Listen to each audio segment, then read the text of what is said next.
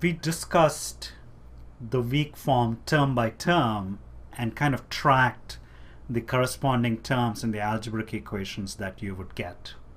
Let's put it all together. If you do that, you'll get the equation shown here. And this is this equation I showed before when talking about going from the weak form to the algebraic equations.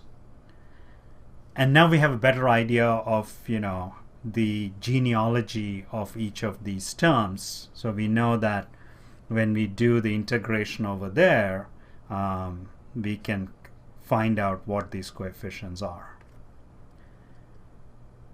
We know that from the integrating the source term, we will get these terms here.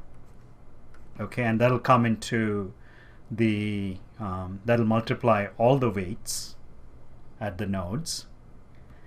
And for this term here, when I evaluate it at the right boundary, I will get this term here. And then when I evaluate it at the left boundary, I'll get this term here.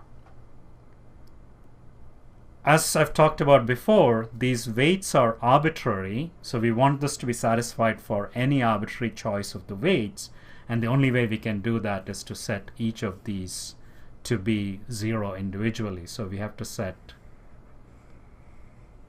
this to be equal to 0. That'll give us the equation at node 1. Similarly, that to be 0, and that'll give us the equation at node 2, and so on. And you'll get the set of equations shown here. So that's the equation at node 1, this is the equation at node 2, this is the equation at node 3, and that's the equation at node 4. And if I look at the stiffness matrix form based on these coefficients here, I will enter them in the corresponding rows and columns of the stiffness matrix. For instance, this would go into the first row, first column, this coefficient of the stiffness matrix.